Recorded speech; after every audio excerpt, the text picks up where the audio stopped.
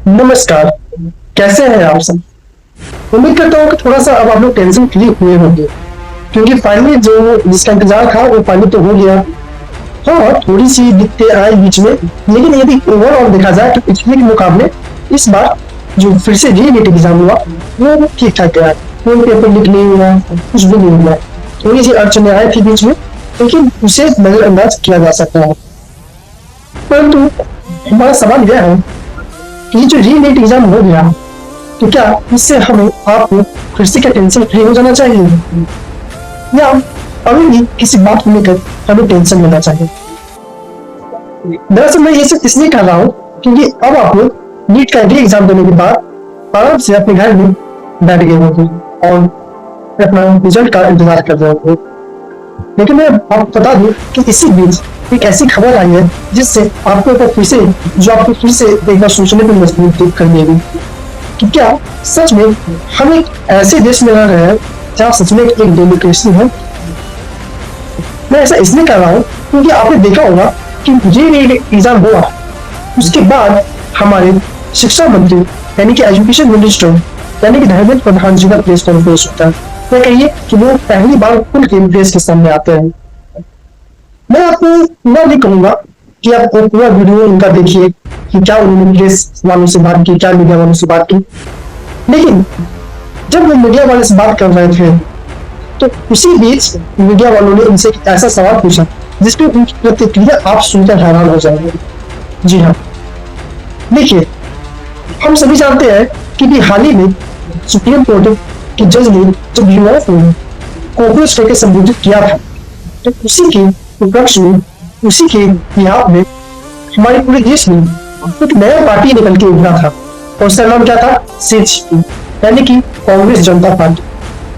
आपको याद हो कि जब से नीट एग्जाम का पेपर लीक हुआ तब से, इनफैक्ट जब से नीट एग्जाम का पेपर लीक हुआ है या कहीं सीबीएसई में कुछ फॉल्ट आई है और अन्य एग्जाम में जब भी कुछ हुआ है, तब से लेकर अब तक जो सीजेपी जो पार्टी है, उनकी कार्यकर्ता, उनके समर्थक, उनके फोल्डर, ये तीन अलग अलग जगहों पर प्रदर्शन कर रहे हैं।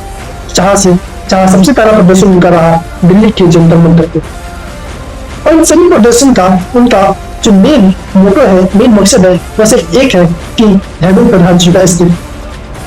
क्योंकि पहले तो नीट यूजी का पेपर लीक हो जाना, और हम लोग सभी जानते हैं पिछले कई सालों से सिर्फ नीट ही एक ऐसा एग्जाम नहीं है जिसका पेपर लीक हुआ है, बल्कि ऐसे बहुत सारे एग्जाम है जैसे एसएससी हो गया और इत्यादि हो गया, जिसमें पेपर लीक इत्यादि होते रहते हैं और एग्जाम के दौरान तो बढ़िया होते हैं। लेकिन इस बार यदि देखा जाए तो इस बार हमारे शिक्षा मंत्रालय ने किसी को भी नहीं छोड़ा था। नीट यूजी का तो पेपर लीक हुआ ही, साथ ही साथ देखा जाए तो सीयूईटी यूजी का भी पेपर लीक न कहिए, उनके एग्जाम में कोई धांधली हुई थी ऐसी खबर आई थी। कुछ सेंटरों पे ये एग्जाम शुरू नहीं हुआ था टाइम से, कुछ सेंटरों पे अभ्यर्थी को पूरा समय बैठाया गया लेकिन उसके सामने उस कंप्यूटर पे प्रश्न नहीं आए और इत्यादि। इतना ही नहीं, हमारे शिक्षा मंत्रालय ने सिर्फ बड़े बच्चों को नहीं छोड़ा बल्कि छोटे बच्चों को भी अपने शिकंजे में ले लिया है।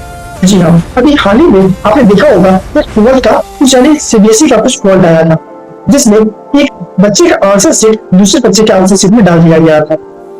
तो बात सिर्फ बड़े बच्चों तक नहीं है, बात हमारी छोटी भाई बहनों, छोटे बच्चों तक भी आ गई है। और इसी स्थिति में ये सब देखते हुए हमारे देश की जनता, हमारे देश के युवा, इनफैक्ट कहिए डायरेक्टली कहिए सीजेपी यानी कांग्रेस जनता पार्टी धर्मेंद्र प्रधान जी का इस्तीफा मांग रही थी और शांतिपूर्ण प्रोटेस्ट अभी भी उनका चल रहा है तेज होने पर।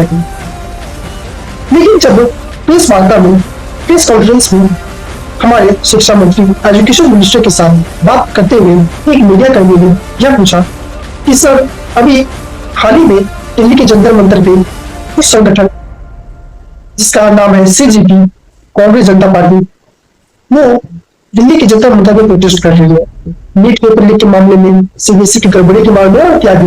उनका मांग यह है कि आप इस्तीफा दें, यानी कि भारत के शिक्षा मंत्री का इस्तीफा। तो इस पर आप क्या कहना चाहेंगे? तो आपको जान के हैरानी होगी कि इस पर शिक्षा मंत्री का बयान यह आता है कि मैं इस्तीफा नहीं दूंगा। सोचिए, वो डायरेक्ट यह कह रहे हैं जनता से, पूरे देश की जनता से, पूरे देश के युवा से, पूरे देश के मीडिया से एकदम खुल्लम कि मैं इस्तीफा नहीं दूंगा। साथ ही यहाँ पे हमें क्या सोचने की आवश्यकता है कि यह जो स्टेटमेंट हमारे शिक्षा मंत्री के द्वारा दिया गया है कि मैं इस्तीफा नहीं दूंगा, यह सिर्फ एक स्टेटमेंट नहीं है, यह सिर्फ एक वाक्य को नहीं दर्शाता है जो कि हमारे शिक्षा मंत्री के द्वारा बोला गया है।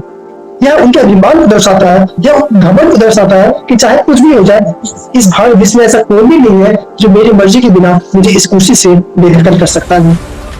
जी हाँ, साथ ही इस्तीफा किसी का ऐसे नहीं मांगा जाता है।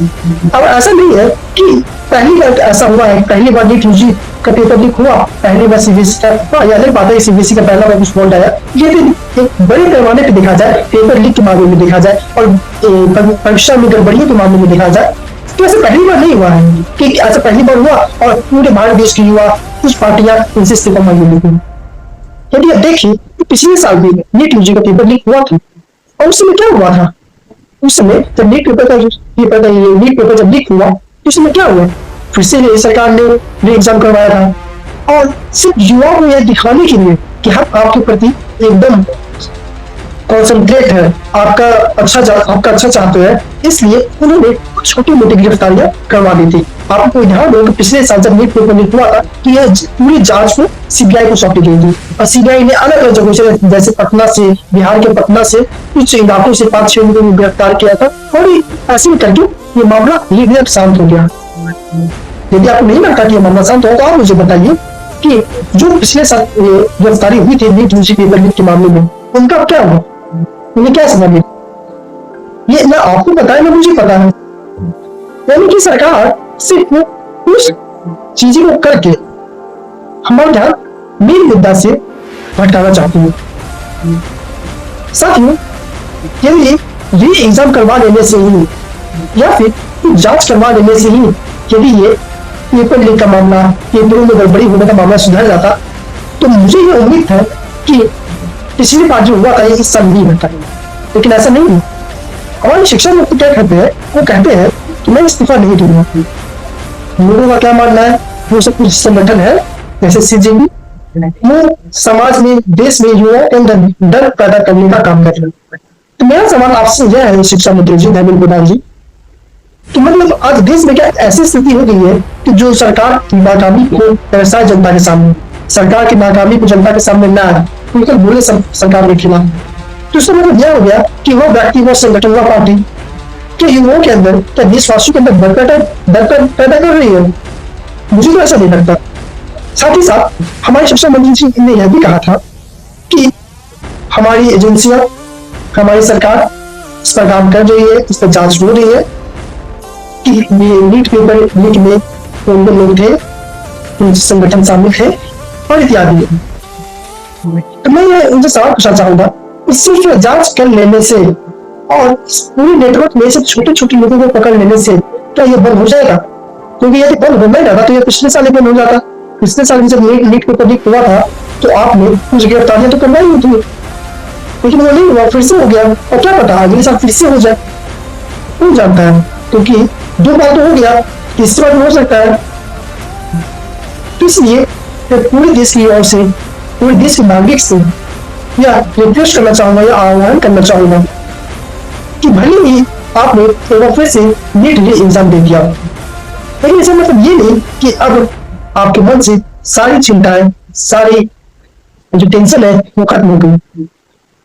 साथियों, जब किसी भी चीज की शुरुआत होती है तो वह तब तक चलती है जब तक उसका एक परिणाम ना आ जाए, और जो हमारी प्रोजेक्ट की शुरुआत हुई है नीट पेपर लीक के मामले में, उसका कंक्लूजन अभी तक नहीं आया। इसलिए मैं आप सभी से गुजारिश करना चाहूंगा कि यहाँ पर सिर्फ एक बच्चा, एक भाई का सवाल नहीं है, यहाँ पर सिर्फ एक स्टूडेंट का सवाल नहीं है, यहाँ पर पूरे देश के युवाओं का सवाल है, पूरे देश के बच्चों का सवाल है, पूरे देश के स्टूडेंट्स का सवाल है। इसलिए हमें अपनी लड़ाई तब तक चालू रखनी होगी जब तक कि हमें न्याय न मिले। उम्मीद करता हूँ कि हमें न्याय जल्द मिलेगी और ये छोटी मोटी गिरफ्तारियां हो रही है नीट के मामले में और अन्य परीक्षा की गड़बड़ियों के मामले में, वो बंद होनी चाहिए। बंद इसलिए होनी चाहिए क्योंकि सरकारें क्या कर रही है ना, आपको समझना होगा कि सरकारें छोटे छोटे लोग को पकड़ा के जो ऊपर, सबसे ऊपर जो इन मामलों में बैठे हुए उनको बचा रही है। इसलिए यदि हमें उन्हें पकड़ना है तो सबसे पहले हमें यह देखना होगा कि जो ये जांचें चल रही है, जो सीबीआई जो जांच कर रही है, जो भी सरकार जांच कर रही है, वो सही डायरेक्शन में है। बाकी आप तो खुद समझदार हो। अब मिलेंगे हम लोग अगले वीडियो में, तब तक के लिए आज के लिए इतना ही। नमस्कार।